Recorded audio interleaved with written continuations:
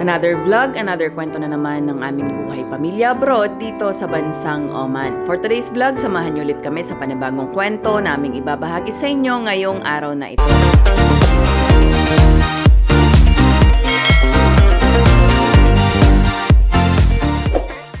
Hello guys, good morning!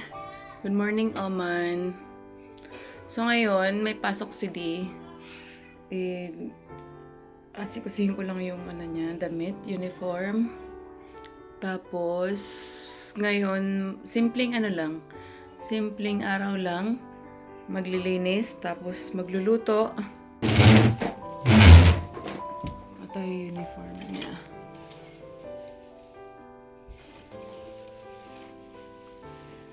So, hindi naman ako nagpa-plancha ng uniform ni D. Dati, oo. Sa kanila naman kasi, free na yung pagpapalaba, kung gusto mo. Pero kami kasi hindi kami nagpapalaba, ako naglalaba. Then dati ako din yung nagpa-plancha. So parang hindi ko na kinaya kasi dami ko nang gawain.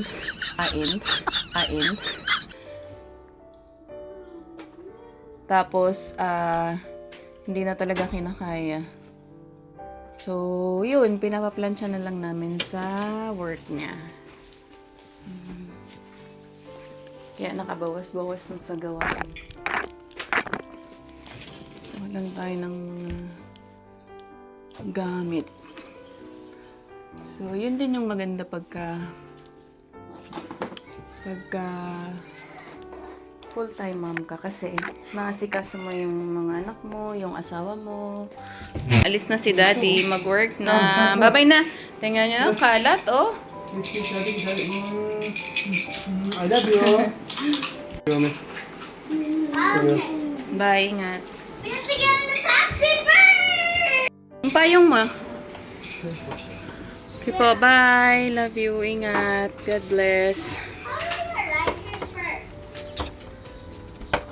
Tirik na yung araw.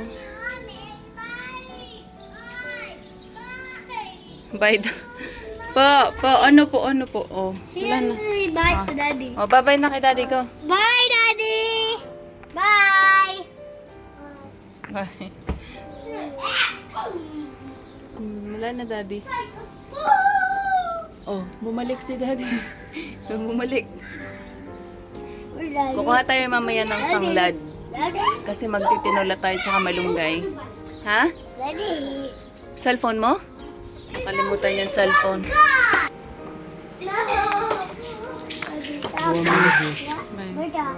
Bye. Oh, tita. Tita, oh.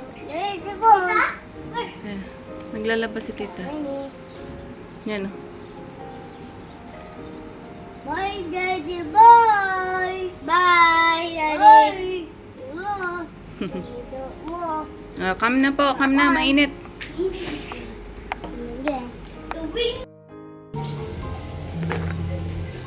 Ngayon naman, plan kong magluto ng tinola para sa aming lunch. Ayan, kukuha lang ako ng tanglad at malunggay. Yun.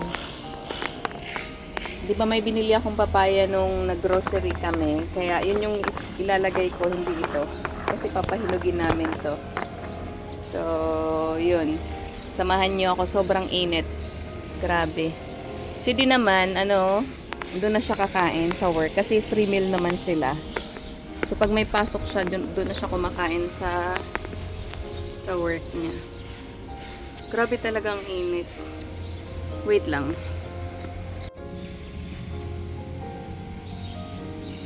So, naka-jacket ako kasi sobra talagang init. Parang masusunog yung balat mo. Kuha lang ako ng tanglad. Konti lang.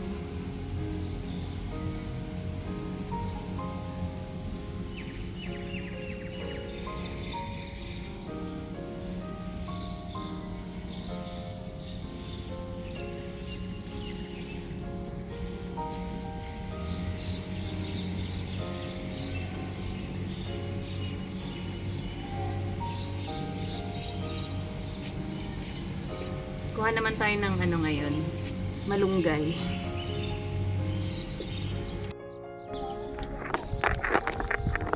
May nag-grass cutter. Wait. Lagay ko muna dito. Wait lang. Galing na ako sa labas. Nakakuha na ako ng malunggay at tanglad. Hindi ko na-videohan yung pagkuha ko ng tanglad. Gawa ng sa sobrang init sa labas. Ayaw nang gumana ng phone ko. Uminit din yung phone ko. Hindi na makapag-video. So, ito, naghintay pa ako ng ilang minutes para makapag-video ulit. Ayan. Ito yung makinuha ko. So, yung tanglad, yun. Grabe talaga yung init sa labas. Parang sunog na yung mukha ko. Tapos ito yung papaya. Ito yung papaya na binili ko. Nung nag-grocery kami. Sabi nga hindi pa daw, ba't bumili pa daw ako ng papaya, eh meron na kami. Sabi ko yun, ipapahinugin at kakainin namin. So, magluluto na ako. Wait lang, tanggalin ko lang yung jacket ko. Ramdam ko pa rin yung init sa mukha ko.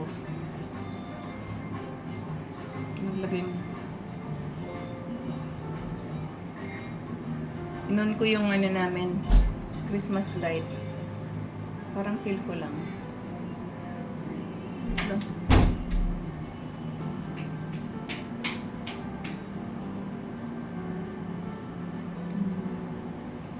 Time 4 o'clock na.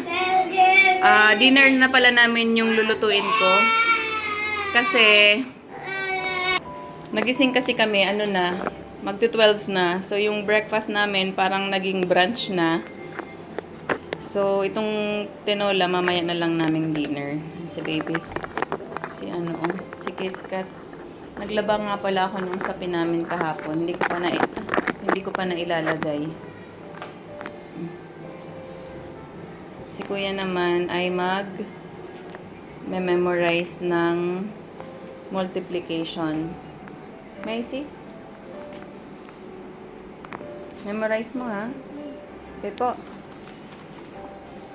10 na? Okay. Correct. Okay. Ayan. Memorize mo na. Okay po. Magluluto na si mami.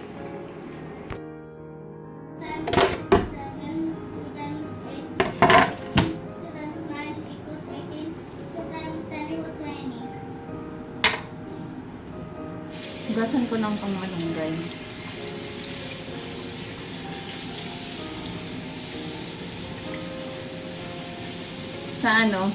Sa probinsya, pag naggulay ka ng malunggay, ewan ko, hindi na namin hinuhugasan. Diretso na. Pero dito hinuhugasan ko kasi malikabok dito eh. Dami ko pang hugasin. Pinagkapihan namin kanina.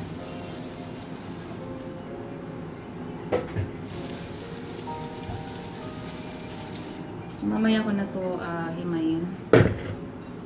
Sikasayin ko muna itong manok. At ibang ingredients.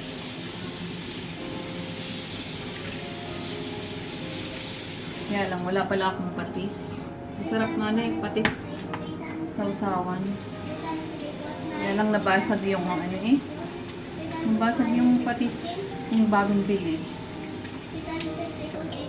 Hindi na pakinabangan na.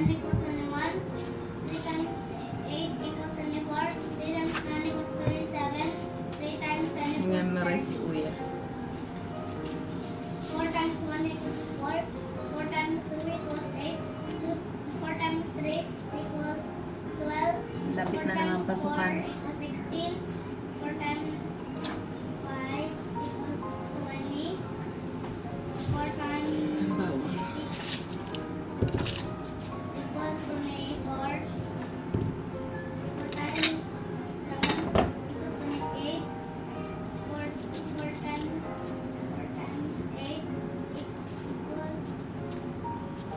equals 32. So after ko magluto or habang nagluluto ako, 4 times 10 equals 40. pag nagisa ko na to, maglilinis naman ako. Hindi pa ako nagwalis. 1 times 1 equals 5. 5 times 1 equals 5.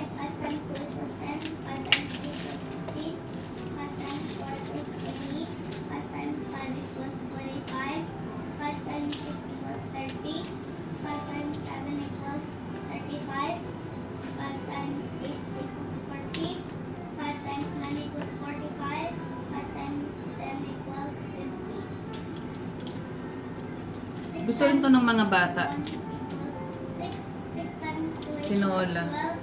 6 times 3 equals 18. 6 times 4 equals 24. Dapat itong papayang binili ko. 6 times Gusto ko sana gisa. 36. Lalagyan ko ng 6 times 7 equals sardinas. 42. 6 Kaya times lang, 8 naisip equals ko. 48. 6 times 9 equals Kaya lang naisip ko parang gusto ko yung may sabaw. Ah! 7 times 1 equals Kaya tinola na lang. 7 times 2 equals 14. 7 times 3 equals 21. 7 times 4 equals 28. 7 times 5 equals 35. 7 times 6 equals 42. May pasok ngayon si Di kasi nga 7 times 7 equals 49. Eid ngayon eh. 56. 7 times 1 equals Eid. 63. 7 times 10 equals 70. 8 times 1 equals 8. 8 times 2 equals 16. 8 times 3 equals 24. Busy sila. 8 times 4 equals 32. 8 times 5 equals 40. 8 times Afternoon siya pumasok. 12. So, mamaya pa yun uwi, mga 12 8 a.m. times 7 equals 56. 8 times Kaya, 8 equals 64. 8 times 9 equals 72. 8 times 10 equals 80. 9 times 1 equals 9. 9 times 2 equals 18. 9 times 3 equals 27. 9 times 4 equals 30. nakakatawa kasi 9 times 5 equals tawag niyan. 45. Hindi ko na bibilhin yung 9 times 6 malunggay, yung tanglad. Alam niyo, ang mahal ng tanglad dito, grabe. Parang, ano yung kilo? Magkano ba yung kilo? Kalimutan ko.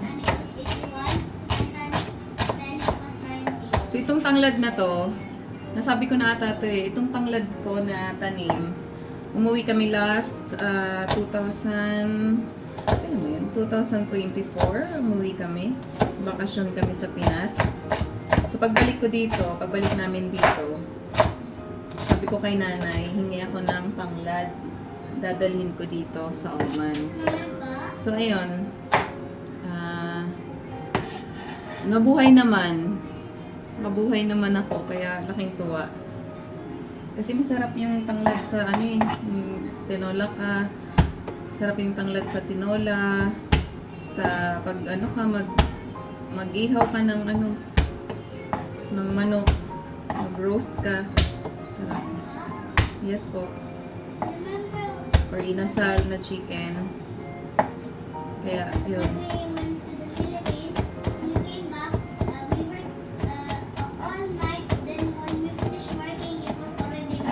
Mm. Yeah.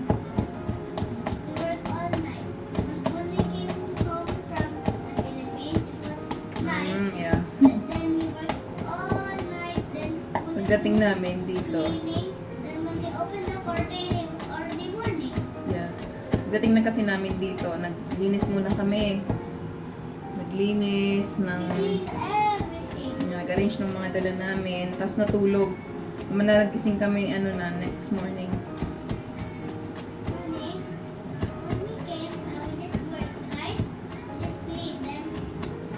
Ay, bakit ko Dapat ko lang pala. Kasi tinola, hindi ko na sana igaganito. Hindi ko na i-chop. Kala ko nasugat ako.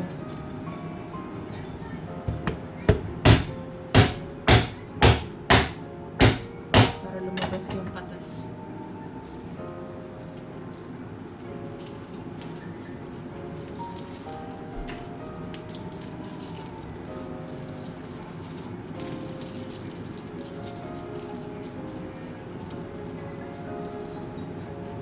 Go-water yung gardener niya.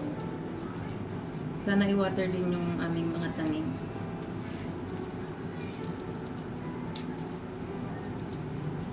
Oh, luya pa pala. Kalimutan ko.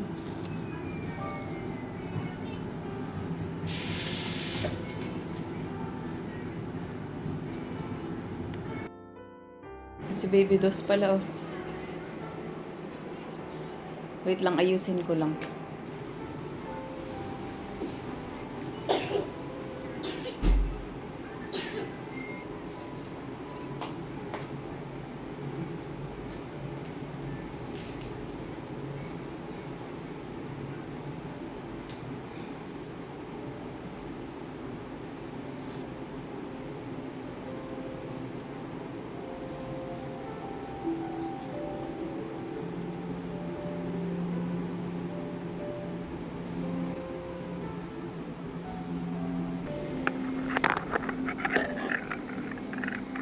ko to ubusin kasi malaki.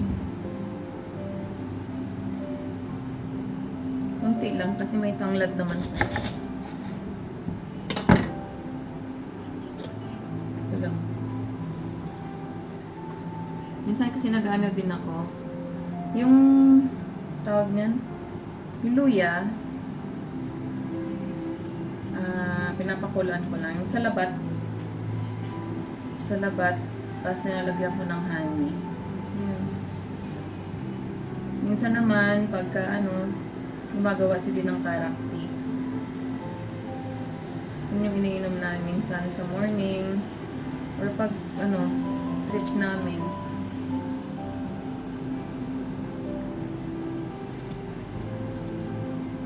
Sarap sana kung may patis, sausawan, tapos may sili, tsaka lemon. Diba? Mas maanghang.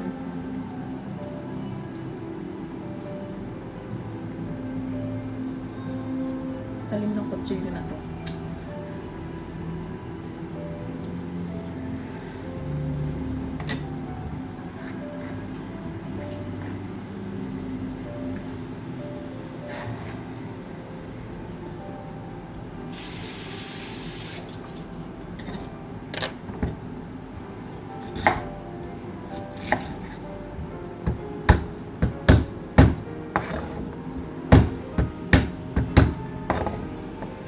Kaya din,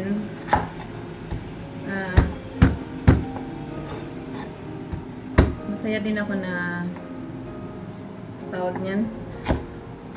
Kahit malayo kami sa Pinas, nakakakain pa rin namin yung mga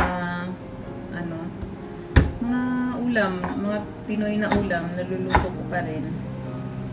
So dati, nung nagtrabaho ko dito sa abroad, hindi naman ako masyadong nagluluto. Kasi nga busy sa work. Tapos, pag bihira lang. Pag day off, pag hindi masyadong pagod. Kasi one day off lang dito. Kasi one day off lang ako lagi eh. Tapos yun, minsan lang makakain ng mga Pinoy na ulam. Memorize niya na daw lahat. What was that, Mommy? Sorry anak. Sige, hindi namin kasi siya pinapalaro or pinapalabas hanggat hindi nakakabasa ng Bible niya. Nabigay ni tita niya. And then, hindi nakakapag-spelling. Pero ngayon, ang ginawa namin, memorize niya yung 1 to 10. Sagutan niya and memorize. So, ngayon, tapos na siya magsagot. Tapos, everyday, parang 1 yung i-memorize niya. The second day, parang next day, 2, 3, hanggang natapos niya na ngayon. So, ngayon, pinamemorize ko lahat. So, again, anak, sorry, anak. Asan yung makutsilyo ko na? Binalik ko na pala. I think I was like 3 times 4 equals... Tahim ko na yung malunggay. Ito na yung mga ingredients ng tinolang aking lulutuin. So, syempre, una, chicken, salt and pepper, luya, sibuyas, bawang, chicken cube, papaya. So, yun lang lahat. Ayan, nagpainit na ako ng kaldero. Ayan. Tara, luto na tayo. Nagising na si Baby Dos, pati si Kuya, nakabihis sila. Kasi sasama sila kay tita doon sa work ni Dee. Doon may may maliit na grocery store. May bibilhin nata. Mag-ice cream daw. Hindi pa ako tapos magluto. Pinihisan ko muna sila at pinakain. Ayan. Hello. O, drink ng water po. Drink na. Ay, si Kitty, nakaalis na sila kuya at baby. Ngayon, nag-start na ako magluto. Nagisa ko na yung bawang, sibuyas at luya. Yan, gisahin lang natin ng konti. Saka ilagay natin ang manok. Lagyan na natin ang manok.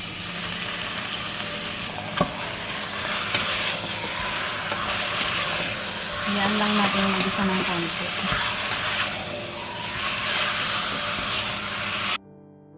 Nalagyan ko na ng paminta, asin, at yung chicken cube at yung tanglad. Ayun.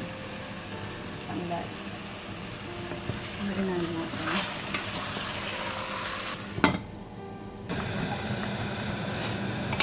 Lagay na ako ng tubig.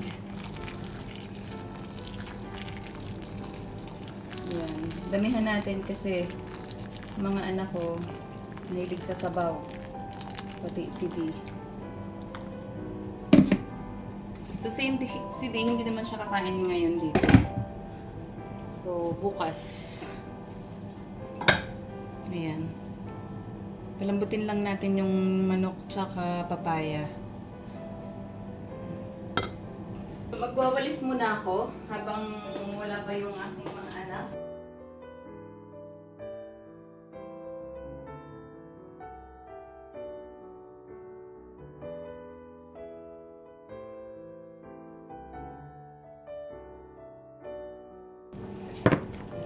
Lagay ko na yung ibang malunggay. Ayan. Tapos na ako magwalis. Bukas na ako mag-mop. Hindi pa naman ganun kadumi yung floor. Ayan, okay na to. Gutom na ako. Hugasan ko muna yung mga hugasin. Hindi ko na inubos yung malunggay. Ang dami.